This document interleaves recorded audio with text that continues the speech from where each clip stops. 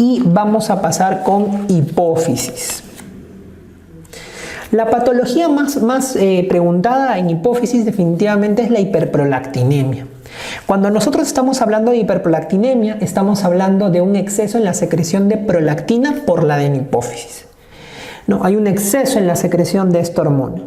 Dentro de la etiología son múltiples las causas, pero he querido ordenarlo de esta manera para que sea más fácil para ustedes poder comprender y que les sea más también didáctico en la hora de los exámenes. En el caso de la etiología de la hiperprolactinemia, la gestación y la lactancia van a ser la causa fisiológica más importante de hiperprolactinemia. Acuérdense que la prolactina es importante para la lactancia, la producción de la leche. Entonces, en las pacientes que están gestando y que están dando de lactar, obviamente va a haber un incremento de prolactina. Y esta va a ser la causa fisiológica más importante. Luego vamos a tener los fármacos que pueden producir hiperprolactinemia, y esta va a ser la causa no fisiológica más frecuente. Si te preguntan cuál es la causa más frecuente de hiperprolactinemia, van a ser los fármacos en sí. La causa más frecuente de hiperprolactinemia, fármacos a la cabeza, ¿no? Fármacos. ¿Qué fármacos van a producir hiperprolactinemia? Son muchos fármacos que producen hiperprolactinemia, pero a la cabeza van a estar los antipsicóticos. Sobre todo dentro de los antipsicóticos, fármacos que producen, los antipsicóticos que más producen hiperprolactinemia, vamos a tener por ejemplo el haloperidol, vamos a tener la risperidona, vamos a tener la clorpromacina como fármacos que van a producir más hiperprolactinemia dentro del uso de los antipsicóticos. ¿Hay otros que pueden producir también hiperprolactinemia? Sí, pero estos tres suelen ser los más frecuentes.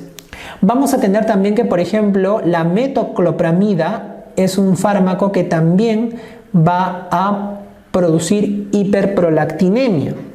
También vamos a tener antidepresivos, no todos, algunos antidepresivos. Vamos a tener también el verapamilo. Y algo que también es bastante frecuente son los anticonceptivos orales, sobre todo por la presencia del estrógeno en los anticonceptivos orales, ¿no? Sobre todo los que van acompañados de estrógenos. Pero definitivamente dentro de las causas farmacológicas, los antipsicóticos suelen ser los que se llevan la mayor parte de causa farmacológica de hiperprolactinemia. Otra causa de hiperprolactinemia es el prolactinoma, ¿no? ¿Y qué cosa es el prolactinoma? El prolactinoma es un tumor hipofisiario, un adenoma hipofisiario que produce prolactina, ¿no? Produce prolactina. El prolactinoma, también como dato adicional, es el tumor hipofisiario más frecuente. O sea, de todos los tumores hipofisiarios, el prolactinoma es el más frecuente. Este prolactinoma suele ser más frecuente en mujeres, sin embargo también se puede presentar en varones, y algo que suma mucho es la presencia de cefalea. A pesar que muchas veces este prolactinoma suele ser un microprolactinoma, suele ser un tumor pequeñito de menos de 1 centímetro, va acompañado de cefalea. Entonces ese dato de cefalea ténganlo siempre a consideración en el cuadro clínico del prolactinoma. Y otras causas de hiperprolactinemia van a ser, por ejemplo, el ovario poliquístico. Vamos a encontrar el hipotiroidismo primario. Acuérdense que en el caso del hipotiroidismo primario, ¿por qué se puede producir hiperprolactinemia? Porque habíamos dicho en fisiología que la TRH, que es la hormona hipotalámica, puede estimular la secreción de prolactina.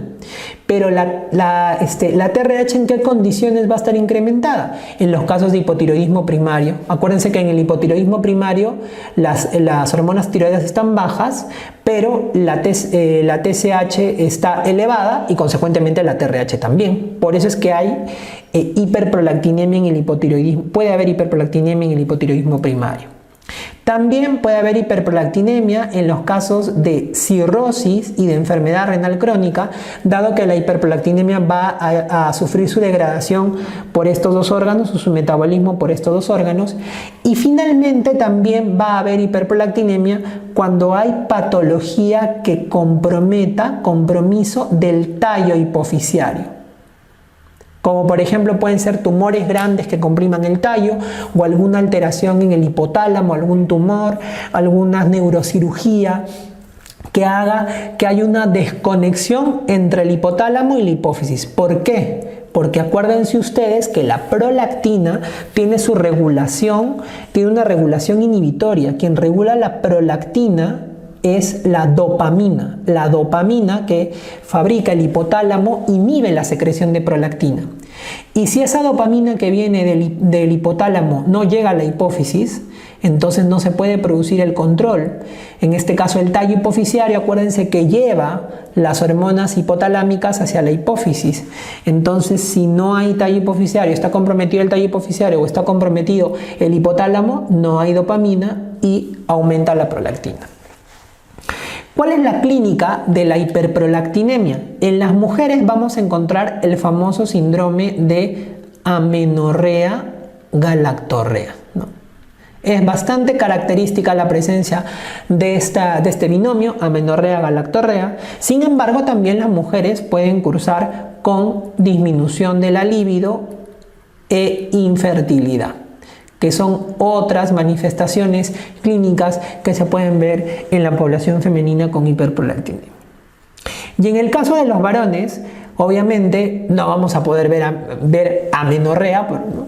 Y la galactorrea realmente es muy poco frecuente, pero lo que sí vamos a poder ver en el varón es disminución del líbido, vamos a ver disfunción eréctil, vamos a ver infertilidad y vamos a ver ginecomastia. Entonces ustedes se preguntarán, sí, doctor, nos quedó clara la clínica, pero ¿por qué hay estos síntomas de disminución de la libido, infertilidad, que diera la impresión que más bien es una deficiencia de testosterona? Lo que pasa es que cuando hay hiperprolactinemia, la prolactina en exceso inhibe al eje gonadal.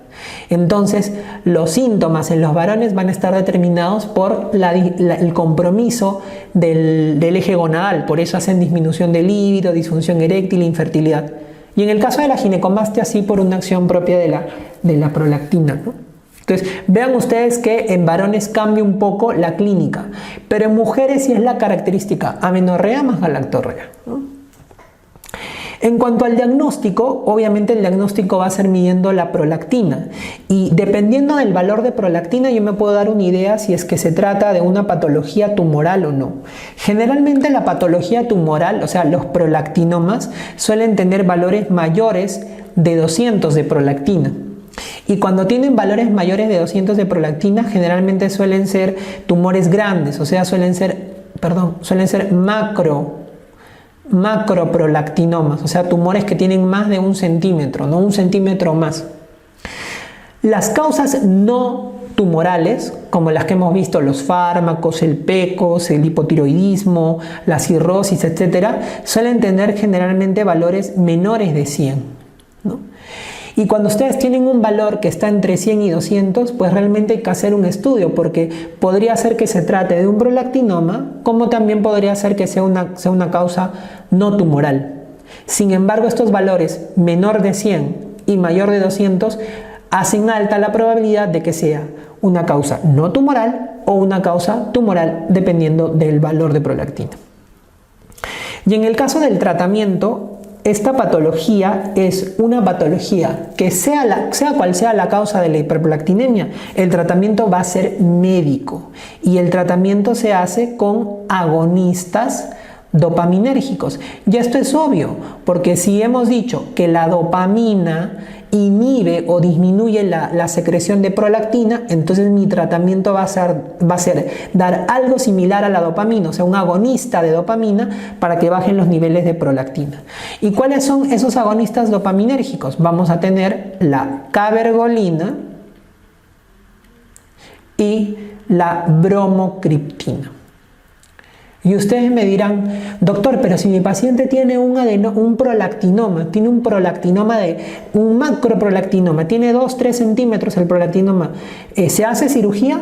No. Siempre el tratamiento de la hiperprolactinemia es con medicamentos, con cabergolina o bromocriptina. Se ha visto que cuando tú das ese tratamiento, el tumor incluso disminuye de tamaño. Y doctor, ¿en algún momento se hará cirugía? Sí, en algún momento puede estar indicada la cirugía en un prolactinoma, que es en el caso en el cual nosotros veamos síntomas compresivos que ponen en riesgo la vida del paciente. Por ejemplo, que haya pues una hipertensión endocraniana o que haya un compromiso del quiasma óptico que esté haciendo que el paciente tenga una alteración marcada en cuanto a los campos visuales. Entonces, en esos casos podría darse el tratamiento quirúrgico como elección. Pero en la mayor parte de casos el tratamiento del prolactinoma va a ser igual, va a ser tratamiento médico con cabergolina o bromocriptina. Entonces puede ser que ustedes le pongan un caso clínico con todas las características de hiperprolactinemia, les dicen que es un tumor, que es un prolactinoma la causa de esta hiperprolactinemia y le dicen ¿cuál es el tratamiento? Y ustedes dicen es un tumor, marco cirugía. No, el tratamiento es un agonista dopaminérgico, que en este caso es cabergolina o bromocriptina. Sea cual sea la causa, primero va el tratamiento médico. La siguiente patología de la hipófisis es la acromegalia y el gigantismo. En este caso vamos a tener un incremento en los niveles de hormona de crecimiento y consecuentemente de la IGF-1. Acuérdense que la hormona de crecimiento puede actuar por sí sola para ejercer sus efectos de desarrollo de tejidos y de desarrollo óseo, o puede estimular al hígado a que secrete IGF-1, que es el factor de crecimiento similar a la insulina, para que este también estimule el crecimiento, ¿no? ¿Cuál es la diferencia entre acromegalia y gigantismo? La diferencia básicamente va a estar en el momento en el cual se produce el exceso de hormona de crecimiento. En el caso de la acromegalia, el exceso de hormona de crecimiento se produce después del cierre del cartílago de crecimiento. Y en el caso del gigantismo se produce antes del cierre. Acuérdense ustedes que los huesos normalmente cuando nosotros somos niños tienen un cartílago de crecimiento que es el que nos permite a nosotros ir creciendo hacia el final de la pubertad, de la adolescencia. Entonces, si es que el exceso de hormona de crecimiento se produce antes de que se cierre ese cartílago, que ese cartílago normalmente se cierra, como les decía, en la adolescencia, entonces antes de que se cierre ese cartílago, entonces el hueso crece hacia lo largo y entonces la persona crece en estatura, como ustedes ven acá. Esta persona, los tres son hermanos. Este hermano es mucho más alto que los otros dos y se debe a que ha habido un exceso de hormona de crecimiento antes que se cierre el cartílago. Por eso el paciente ha crecido en altura. Vean ustedes la diferencia con la acromegalia. En la acromegalia el cartílago de crecimiento ya se cerró.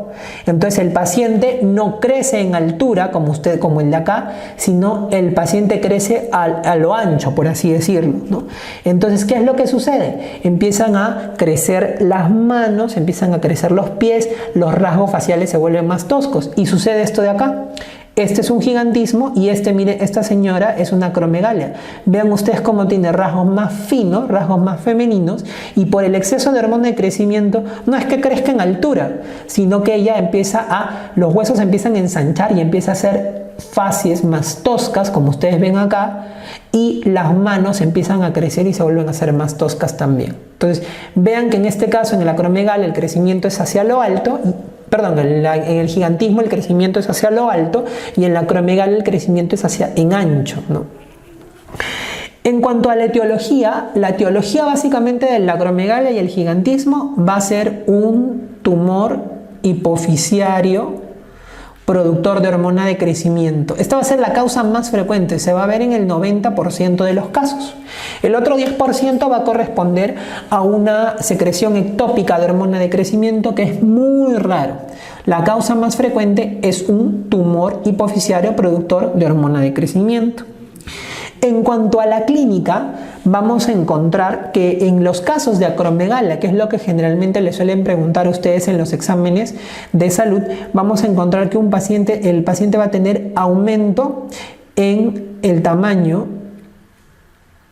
de las manos y los pies. De hecho, eso es lo que le da el origen al término acromegalia, porque acro es extremidad y mega es crecimiento, ¿no? Extremidades grandes, porque hay un aumento en el tamaño de las manos y los pies. Los huesos de la cara también se van a ensanchar, entonces el paciente va a empezar a tener rasgos faciales toscos. ¿Qué cambios se van a dar a nivel facial? Vamos a encontrar una prominencia del arco ciliar. Miren cómo se hace más prominente el arco ciliar. Va a haber prognatismo. Miren cómo el maxilar inferior crece. La mandíbula crece. Van a haber orejas grandes, nariz grande, va a haber boca grande, lengua grande, donde crecen todos los tejidos blandos de la cara y también los huesos. Por eso los rasgos se vuelven más toscos en los pacientes que tienen acromegalia, ¿no? Arcos ciliares prominentes, prognatismo, nariz, boca y orejas grandes. No solamente van a crecer las extremidades y van a crecer los huesos en ancho y van a dar esta apariencia tosca en la faz del paciente, sino que también pueden crecer los órganos y vamos a tener que estos pacientes pueden tener bocio por el crecimiento de la tiroides, pueden tener cardiomegalia por el crecimiento del corazón, pueden tener hepatomegalia y además puede haber dólico colon con predisposición a hacer pólipos colónicos e incluso cáncer de colon. El paciente con acromegalia tiene mucha predisposición a hacer pólipos colónicos y a hacer cáncer de colon. Es por eso que cuando ustedes tienen un paciente diagnosticado con acromegalia hay que hacerle una colonoscopía para ver que no haya ningún problema por allí. Asimismo, estos pacientes, como los huesos están creciendo a lo ancho, van a deformar articulaciones, entonces el paciente va a tener artropatías, se va a quejar de artralgias, que es algo bastante marcado en el paciente con acromegalia, y vamos a tener que también hay alteraciones metabólicas. La hormona de crecimiento es una hormona también contrarreguladora. ¿Qué cosa quiere decir? Que aumenta los niveles de glucosa. Entonces los pacientes con acromegalia van a tener también diabetes y también van a alterar la función cardiovascular produciendo hipertensión. Pues todo esto va a ser característico del paciente con acromegalia. ¿Cómo se hace el diagnóstico? El diagnóstico de la acromegalia se hace midiendo la IGF-1, donde vamos a encontrar un incremento en el valor de la IGF-1 para la edad y el sexo. La IGF-1 depende de la edad y del sexo, en este caso vamos a encontrar un valor elevado para la edad y el sexo. No se dosa GH sola porque la GH puede tener variaciones a lo largo del día, entonces es preferible dosar la IGF-1. Sin embargo, una vez que ustedes encuentran que el paciente tiene un valor de IGF-1 elevado para la edad y sexo, ustedes hacen un examen de confirmación que es la medición de hormona de crecimiento, pero durante un test de tolerancia oral a la glucosa, ¿sí? Similar al que vimos en la clase pasada, 75 gramos de glucosa en hidra, solamente que esta vez en vez de dosar o fijarnos básicamente en la glucosa, vamos a fijarnos en la hormona de crecimiento. ¿Qué es lo que sucede? Como la hormona de crecimiento lo que hace es elevar los niveles de glucosa, si yo a una persona sana le hago un test de tolerancia y le mido la hormona de crecimiento durante el test de tolerancia tiene que estar bajo, porque no hay razón para que se secrete hormona de crecimiento si yo estoy comiendo azúcar. Entonces en estos pacientes lo que vamos a tener es un aumento de la hormona de crecimiento durante el test de tolerancia, y en este caso este examen se constituye como el examen confirmatorio a la acromegalia. Y en cuanto al tratamiento, vamos a tener que el tratamiento, al ser una patología tumoral, en este caso sí es quirúrgico, y en algunos casos en donde la cirugía no ha podido ayudar, se pueden utilizar algunos fármacos que nos permitan controlar la secreción de hormona de crecimiento, como por ejemplo la somatostatina, que les mencionaba que es una hormona inhibitoria por excelencia, ¿no? Luego, dentro de la patología hipofisiaria tenemos la diabetes insípida. En este caso, la diabetes insípida se produce por un déficit en la secreción de hormona antidiurética o una resistencia a su acción. O sea, no hay hormona antidiurética o hay, pero no puede actuar bien, ¿no? ¿Cuál es la etiología de esta diabetes insípida? La podemos clasificar en una diabetes insípida central y una diabetes insípida nefrogénica. En el caso de la diabetes insípida central, el problema va a estar arriba, va a estar a nivel hipotalámico. Por eso se llama central. Y a nivel nefrogénico, el problema va a estar en el riñón. En el caso de la diabetes insípida central, dentro de las causas vamos a poder tener los traumatismos encefalocranianos, el hecho que el paciente haya sido sometido a neurocirugía, la presencia, por ejemplo, de tumores o enfermedades infiltrativas que atacan el hipotálamo, el sistema nervioso central, o en algunos casos hay una diabetes insípida central de etiología idiopática, no se encuentra la causa de la diabetes insípida. En estos casos de diabetes insípida central no hay hormona antidiurética, no se produce hormona antidiurética, porque acuérdense que el hipotálamo es el responsable de producir esta hormona. Entonces en estos casos no hay hormona antidiurética.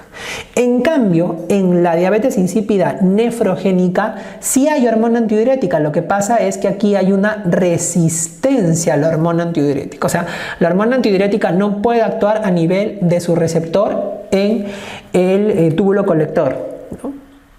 Y en este caso, dentro de las causas de la diabetes insípida nefrogénica van a estar los fármacos a la cabeza, sobre todo el litio, pero lo vamos a poder ver también en otras causas, como por ejemplo en los casos de hipercalcemia, en los casos en los que hay riñón poliquístico o en los casos de amiloidosis renal. Sin embargo, los fármacos como el litio suelen ser de las causas más frecuentes de diabetes insípida nefrogénica. Entonces no se olviden, en el central no hay formación de hormona antidiurética, en cambio en el nefrogénico sí, solamente que este no puede actuar bien porque hay una resistencia a la hormona antidiurética a nivel renal.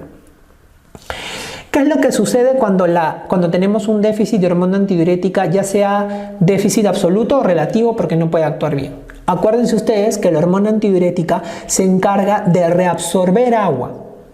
Entonces, si hay un déficit de hormona antidiurética, el paciente no reabsorbe agua a nivel renal y el paciente empieza a orinar en grandes cantidades, empieza a haber poliuria. Y esto es lo que desencadena todo el mecanismo fisiopatológico: déficit de ADH y poliuria. Y cuando estamos hablando de poliuria nos referimos a que el volumen urinario del paciente va a ser mayor o igual a 3 litros por día, o 3 litros en 24 horas para un adulto, ¿no?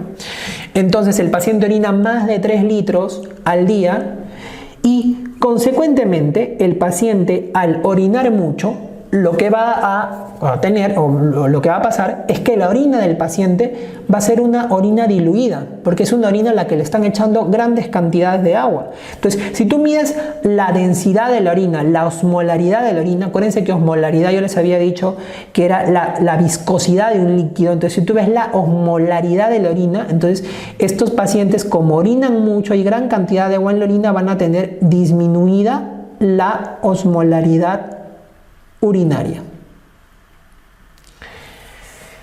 Consecuentemente, el paciente empieza a orinar demasiado y el paciente se va a deshidratar. Entonces tenemos que nuestro paciente se deshidrata, hay deshidratación, y al deshidratarse, ¿qué es lo que sucede? Disminuye la volemia, el plasma se vuelve más viscoso, está más concentrado. Eso quiere decir que la osmolaridad plasmática está incrementada, se incrementa la osmolaridad plasmática. Y ustedes saben que en la fórmula de la osmolaridad plasmática, o dentro de los componentes de la osmolaridad plasmática, el sodio es el más importante. Entonces también se elevan los niveles de sodio y tenemos hipernatremia en estos pacientes.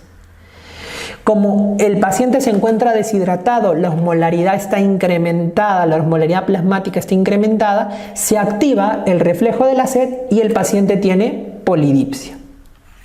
Entonces vean ustedes la cascada: no hay ADH, orina mucho, por tanto la orina no está concentrada, es decir, está disminuida la osmolaridad de la orina. El paciente, como está orinando mucho, se deshidrata, el plasma se vuelve más viscoso, aumenta la osmolaridad plasmática y dentro de ellos el sodio, el más importante, hipernatremia, y el paciente como compensación hace polidipsia. Y así se forma el famoso síndrome poliuria-polidipsia que se ve en la diabetes insípida. ¿Cómo se hace el diagnóstico? Tenemos diagnóstico general, diferencial y etiológico. En el caso del diagnóstico general, el paciente con diabetes insípida vamos a encontrar que tiene osmolaridad urinaria baja, osmolaridad plasmática elevada, ¿no es cierto? E hipernatremia, por los mecanismos fisiopatológicos que ya les comenté. Entonces, el sodio sérico está elevado, ¿no? Osmolaridad urinaria baja, osmolaridad plasmática alta e hipernatremia. Pero hay muchas patologías que pueden generar poliuria, polidipsia. Entonces, ¿cómo se hace el diagnóstico diferencial? Hay algunas que son fáciles de diferenciar, como el otro tipo de diabetes, ¿no? Tú le mides una glucosa sérica al paciente, haces tu estudio de diabetes y puedes determinar que se trata de una diabetes mellitus y no de una diabetes insípida. Sin embargo, hay una patología en especial que presenta dificultad para poder hacer el diagnóstico diferencial con la diabetes insípida, y es la polidipsia primaria o la famosa potomanía. ¿Qué cosa quiere decir? Que el paciente tiene la compulsión por tomar agua. Entonces, para poder hacer el diagnóstico diferencial entre si se trata de una polidipsia primaria o una diabetes insípida, lo que nosotros hacemos es un test de restricción hídrica. ¿Qué cosa quiere decir? Que yo hospitalizo a mi paciente y no le doy de tomar agua. En el caso fuera que ustedes tengan un paciente con una polidipsia primaria, en el paciente con polidipsia primaria, ¿qué pasa? El paciente con polidipsia primaria toma mucha agua y por eso orina. O sea, primero es la polidipsia y luego la poliuria. Entonces, si tú hospitalizas a tu paciente y bajo vigilancia le haces un test de restricción hídrica, el paciente con polidipsia primaria va a empezar a disminuir el volumen urinario y la orina se va a concentrar, ya no va a tener la osmolaridad urinaria disminuida. Entonces, la restricción hídrica me ayuda a hacer el diagnóstico diferencial o a descartar que se trate una polidipsia primaria. Porque si yo hospitalizo a mi paciente y le quito el agua, el paciente que tiene polidipsia primaria ya no va a orinar tanto y la orina se va a concentrar. El que tiene diabetes insípida no. El que tiene diabetes insípida va a seguir orinando a pesar que tú no le estás dando agua, porque el problema es la falta de hormona antidiurética. ¿Y el diagnóstico etiológico cómo se hace? O sea, yo ya le hice restricción hídrica a mi paciente, sé que es una diabetes insípida, no es una polidipsia primaria. ¿Cómo sé si es central o nefrogénica? Ustedes tienen dos opciones. La primera, le mido la ADH, le mido la antidiurética. En el paciente que tiene una diabetes insípida central, la hormona antidiurética va a estar baja porque le falta hormona antidiurética. En cambio, en un paciente con diabetes insípida nefrogénica, la hormona antidiurética va a estar alta. ¿Por qué va a estar alta? Porque en la diabetes insípida nefrogénica no puede actuar bien la hormona antidiurética en el riñón. Entonces el hipotálamo dice, fabrica más hormona antidiurética porque no está actuando bien en el riñón. Entonces por eso en la nefrogénica está alta la hormona antidiurética. Y la otra forma que ustedes pueden diferenciar es haciendo una prueba dándole al paciente desmopresina. ¿Qué cosa es la desmopresina? La desmopresina es un análogo de la vasopresina, que no es otra cosa que nuestra hormona antidiurética. Entonces, ¿qué pasa? Tú le pones en restricción hídrica al paciente, le haces en el test de restricción hídrica, ves, descartas que se trata de una polidipsia primaria y dices, te voy a dar desmopresina, te voy a dar la hormona antidiurética. La desmopresina viene, se hace por puffs intranasales. Entonces tú le das el puff intranasal al paciente y ¿qué vas a ver? Si es un paciente que tiene diabetes insípida central, el paciente deja de orinar y la osmolaridad urinaria empieza a incrementarse, se eleva, porque le estás dando lo que le falta. Por eso deja de orinar y la osmolaridad urinaria aumenta. En cambio, en el paciente que tiene diabetes insípida nefrogénica, la osmolaridad urinaria se mantiene igual, no cambia. ¿Por qué? Porque a este paciente no es que le falte hormona antidiurética, sino que no puede actuar bien. Entonces, de esta manera, ustedes pueden saber si el paciente tiene una diabetes insípida central o una diabetes insípida nefrogénica. ¿Cómo se hace el tratamiento? En el caso de la diabetes insípida central, obviamente tengo que darle tratamiento de hormona antidiurética, que en este caso es la desmopresina, que como les digo viene en vía inhalatoria. Y lo otro es, en el caso de la nefrogénica, hay que tratar la causa. Tratamiento de la causa. Cambiar el fármaco, corregir la calcemia, ¿no? Dar el tratamiento para la amiloidosis, etc., ¿no? Y el CIJAT vendría a ser lo contrario que la diabetes insípida. En el caso del CIJAT, lo que vamos a tener es una secreción inadecuadamente excesiva de hormona antidiurética. O sea, hay mucha hormona antidiurética. En la etiología del CIJAT, ustedes van a encontrar que el CIJAT puede producirse por un problema a nivel central. Eso quiere decir que hay una desregulación en la formación de hormona antidiurética a nivel del hipotálamo. Nuevamente similar, aquí es hipotálamo. Hay un CIJAT ectópico, donde hay una secreción ectópica de hormona antidiurética, y hay un CIJAT debido a fármacos. En cuanto a lo central, vamos a tener bastante similar a la diabetes insípida. Vamos a tener sobre todo traumatismo encefalocraniano, vamos a tener tumores, vamos a tener neurocirugía y la presencia de ciertas infecciones que pueden afectar el sistema nervioso central y generar un CIJAT. En el caso del ectópico, vamos a tener que vendría a ser igual un síndrome paraneoplásico, lo mismo que sucedía con el Cushing, paraneoplásico, es un paraneo. Y adivinen ustedes cuál es el tumor que produce más CIJAT ectópico, el mismo que producía el Cushing ectópico, el carcinoma de células pequeñas pulmonar, el mismo. Y en cuanto a los fármacos, tenemos a la cabeza la carbamazepina, algunos antidepresivos y también algunos antineoplásicos, algunos fármacos que se utilizan para la quimioterapia. Entonces, vean ustedes que en este caso las causas que activan o que producen que haya mayor secreción de hormona antidiurética van a ser múltiples. También hablan algunos de algunas enfermedades pulmonares que pueden producir CIJAT, ¿no? Como por ejemplo el EPOC o el asma, la fibrosis quística, que son causas también menores de esta patología. En cuanto a la fisiopatología, ustedes van a ver que tenemos en este caso exceso de hormona antidiurética, y esto va a condicionar más o menos el razonamiento contrario a la diabetes insípida, ¿no? Lo primero que vamos a tener es que hay una disminución del volumen urinario, porque básicamente lo que se hace es que se reabsorba más agua, ¿no? Entonces disminuye el volumen urinario, y como la orina tiene menor volumen, la orina se concentra más. Entonces en el CIJAT vamos a tener al revés, osmolaridad urinaria elevada, ¿no? Dentro de la osmolaridad urinaria, igual el sodio va a ser un factor importante. Entonces estos pacientes también pueden tener sodio urinario alto. Como el paciente está reabsorbiendo más agua, entonces la reabsorción de mayor cantidad de agua lo que va a generar es que el plasma empiece a no estar tan viscoso, tan concentrado, entonces disminuye la osmolaridad plasmática. Y dentro del plasma, dentro de la osmolaridad plasmática, el sodio es el componente más importante, entonces el paciente va a tener hiponatremia. De hecho, el CIJAT es una de las causas más importantes de hiponatremia crónica, generalmente asintomática, ¿no? Entonces, vean ustedes que si ustedes se aprenden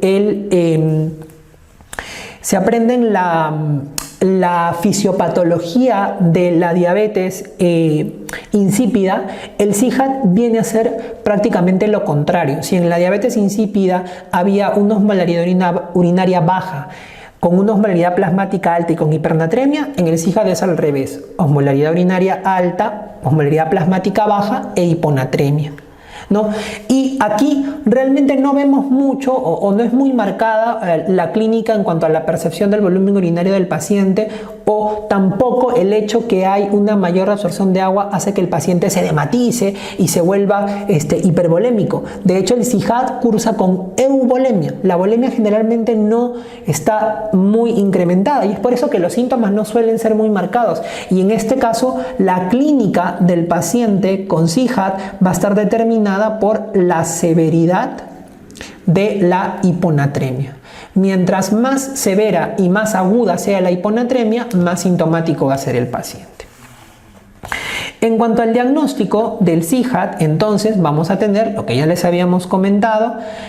Aquí pongo hiponatremia en la cabeza porque es una causa, como les decía, muy frecuente de hiponatremia crónica asintomática. Entonces pongo hiponatremia por eso a la cabeza.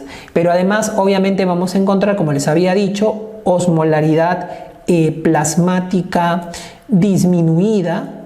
Vamos a encontrar osmolaridad urinaria incrementada y vamos a encontrar el sodio urinario también elevado porque el sodio sigue siendo el componente de la osmolaridad urinaria, ¿no? Además, generalmente estos pacientes cursan con euvolemia, a pesar que se está reabsorbiendo mayor cantidad de agua, los pacientes no hacen hipervolemia, suelen ser euvolémicos. Y ante un cuadro clínico en donde yo tengo todas estas características, yo voy a sospechar altamente que se trate de un SIHAT, pero debo descartar otras causas de hiponatremia euvolémica. Entonces debo descartar básicamente hipotiroidismo y debo descartar insuficiencia adrenal. Entonces, si yo descarto hipotiroidismo, descarto insuficiencia adrenal, entonces me quedo con la más probable se trate de un SIHAT.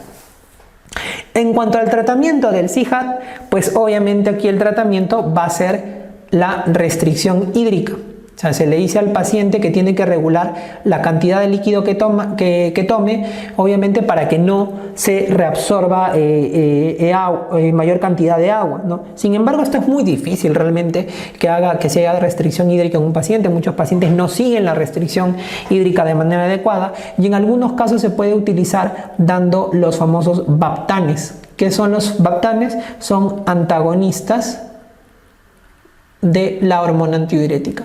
De esta manera disminuyen la acción de la hormona antidiurética que se encuentra incrementada en el SIHAT y se empieza a regular las alteraciones. En cuanto a los tumores hipoficiarios, vamos a encontrar que esta es una patología también bastante frecuente en la clínica. Estos tumores hipoficiarios se pueden clasificar de acuerdo a su tamaño y a su función. En cuanto al tamaño, básicamente pueden ser microadenomas o macroadenomas. Se llaman microadenomas cuando los tumores tienen menos de 1 centímetro y macroadenomas cuando miden 1 centímetro o más. Sin embargo, también se pueden clasificar los tumores hipoficiarios de acuerdo a su función. Y en ese caso vamos a tener tumores hipoficiarios que son funcionantes, como los que ya hemos visto, la enfermedad de Cushing, el prolactinoma, el tumor que se encuentra en la acromegalia, ¿no? Y los no funcionantes. En este caso, entonces, los funcionantes producen hormonas y los no funcionantes no hormonas. Entonces, se puede hacer la clasificación tanto por tamaño como para función, ¿no? En cuanto a la clínica que dan los tumores hipoficiarios pueden dar clínica de acuerdo al tamaño y la extensión de la tumoración y de acuerdo también a la afección de la función. Por ejemplo, dentro de los síntomas que tienen relación con el tamaño y la extensión de la lesión, vamos a encontrar obviamente cefalea. La cefalea es un síntoma que se ve mucho en los pacientes que tienen tumores hipoficiarios. Mientras mayor sea la tumoración, mayor va a ser la presencia de la cefalea. Sin embargo, como les digo, el prolactinoma, que suele ser un microadenoma, suele cursar también con cefalea. También pueden haber alteraciones del campo visual y tal vez esta es uno de los síntomas más conocidos y más llamativos de los tumores hipoficiarios. Sobre todo las alteraciones del campo visual cuando el tumor tiene una extensión de supracelar. ¿Qué significa supracelar? Que crece hacia arriba. Miren ustedes esta imagen. Nosotros tenemos aquí la silla turca, acá está la silla turca, y vemos una tumoración en la hipófisis. Acuérdense que por encima de la hipófisis, ¿quién pasa? Pasa el quiasma óptico. Y el quiasma óptico se encarga de que haya una adecuada formación de los campos visuales. Entonces, tumores que crecen hacia arriba, por eso supracelar, comprimen el quiasma óptico y producen alteraciones en el campo visual. ¿Y cuál es la alteración más frecuente en el campo visual? La alteración más frecuente en el campo visual va a ser la hemianopsia bitemporal heterónima. ¿Qué es esta que ustedes ven acá?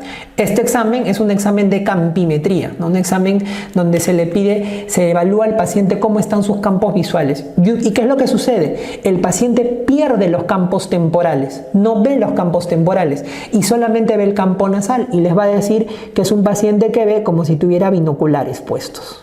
Entonces, esa alteración es muy característico de los tumores adrenales que tienen crecimiento supracelar. No se olviden, por la compresión del quiasma óptico.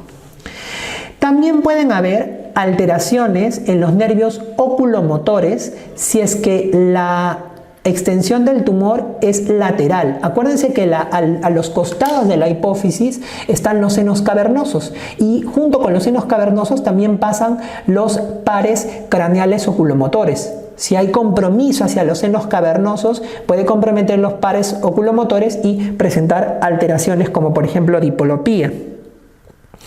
También pueden haber como otro síntoma la presencia de rinorrea de líquido cefalorraquídeo o licorrea, que llaman en algunos casos, en donde la extensión será infracelar, ¿no?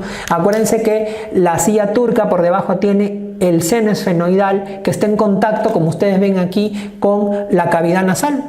Entonces, si hay un compromiso hacia abajo, se horada, se invade el seno, posteriormente llega a la cavidad nasal y empieza a haber secreción de líquido cefalorraquídeo. Y obviamente también la clínica puede estar dada por las alteraciones en la función, donde puede haber síntomas de hiperfunción, por ejemplo, Cushing, acromegalia, hiperprolactinemia, con todos los síntomas que hemos descrito, pero también puede presentarse hipopituitarismo, y el hipopituitarismo sobre todo en relación a los tumores grandes. Mientras mayor sea el tumor, como el que tenemos aquí en esta resonancia, entonces mayor va a ser la afectación de los grupos celulares de la adenohipófisis. Se comprime a los grupos celulares y entonces el paciente empieza a hacer déficit de ACTH, déficit de TSH, con obviamente los síntomas de cada eje afectado, ¿no? Y finalmente, para terminar hipófisis, tenemos hipopituitarismo. El hipopituitarismo vendría a ser la deficiencia parcial o total de las hormonas hipofisarias, ¿no? Dentro de las causas de hipopituitarismo, los tumores siempre van a estar a la cabeza y vamos a tener tumores no funcionantes, es decir, adenomas que no producen ninguna hormona, pero que suelen ser tumores que crecen, como el que vimos en la imagen anterior. Estos tumores al crecer comprimen los grupos celulares y producen que haya una hipofunción o hipopituitarismo. Los tumores no funcionantes van a ser la causa más frecuente de hipopituitarismo en adultos. Y en el caso de los niños vamos a tener un tumor que se llama craniofaringioma. Entonces, tanto en adultos como en niños, la causa más frecuente de hipopituitarismo o déficit de hormonas hipofisiarias van a ser los tumores, solo que en adultos serán los tumores no funcionantes y en los niños el craniofaringioma. Sin embargo, hay una patología que es importante discutirla acá porque también es motivo de pregunta de exámenes en residentado, en ENAM, que es el síndrome de Sheehan. El síndrome de Sheehan es una alteración que se produce básicamente ¿por qué? Porque en estos casos tenemos una paciente, mujer, que tiene antecedente de una hemorragia durante el parto o posparto. O sea, hay una hemorragia obstétrica que condiciona que haya una disminución de la volemia y como consecuencia de la disminución de la volemia, una disminución de la perfusión de la hipófisis. Entonces, la mujer, la puérpera, perdió sangre, disminuye la perfusión hacia la hipófisis y se produce una verdadera apoplejía o infarto hipofisiario. Entonces, cuando ustedes vean un caso clínico en donde tenemos una mujer que tiene el antecedente de haber tenido una hemorragia parto-posparto y que tiene clínica para sospechar en el hipopituitarismo, entonces lo más probable es que se trate de un síndrome de Sheehan, que se produce por esta apoplejía o infarto hipofisiario. ¿Y cuál es la clínica que presentan los pacientes que tienen este famoso síndrome de Sheehan? Presenta básicamente lo que se conoce como el síndrome de agalactia amenorrea. Son pacientes que después de este parto empiezan a tener problemas para la producción de la leche porque se compromete la producción de la prolactina, y también consecuentemente después de que han tenido su parto, las pacientes tienen amenorrea y no pueden volver a quedar embarazadas, ¿no? Y es porque se ha comprometido la función gonadal. Entonces, este cuadro de agalactia amenorrea está muy en relación con el síndrome de Sheehan. Sin embargo, muchas veces no les van a poner el dato de agalactia y amenorrea, pero sí les pueden poner datos clínicos sobre deficiencia de otras hormonas. Por ejemplo, ustedes van a encontrar que no solamente en el Sheehan, sino en cualquier paciente que tiene hipopituitarismo, sea cual sea la causa, vamos a encontrar síntomas de hipotiroidismo, vamos a encontrar síntomas de insuficiencia adrenal, vamos a encontrar síntomas de hipogonadismo. Entonces, este paciente, por ejemplo, que es un paciente mayor, es un paciente que está hipogonádico. Vean que los testículos han disminuido su tamaño, no hay vello axilar, no hay vello púbico, tiene disminución de la libido, pero no solamente eso, ha incrementado de peso, siente mucho frío, ¿no? Tiene la piel seca, como el paciente hipotiroideo, y también se siente fatigado, cansado, tiene tendencia a la hipotensión que está en relación con la insuficiencia adrenal. Entonces, si ustedes le ponen un caso clínico de un paciente que tiene déficit de múltiples ejes, entonces ustedes tienen que estar pensando que puede ser un hipopituitarismo. Y generalmente la causa que les ponen en los exámenes es un Sheehan. Entonces le van a poner una mujer que tiene síntomas de las deficiencias de varias hormonas y por ahí te ponen como un dato chiquito antecedente de hemorragia postparto. Entonces tú sabes que se está refiriendo a un hipopituitarismo por un Sheehan. El tratamiento va a ser la sustitución hormonal. Primero voy a dar glucocorticoides, luego voy a dar levotiroxina y finalmente voy a dar los esteroides sexuales. ¿Y por qué primero doy glucocorticoides? Porque les había comentado también en la parte del estado mixedematoso, del crisis mixedematoso, que la levotiroxina puede acelerar el metabolismo hepático de los glucocorticoides. Si este paciente ya de por sí tiene el cortisol bajo, yo le doy levotiroxina, me boto al suelo más el poco cortisol que tiene y genero una crisis adrenal. Es por eso que primero ustedes dan glucocorticoides, luego levotiroxina y finalmente los esteroides sexuales. Entonces hasta ahí hemos terminado la parte de hipófisis hipotálamo.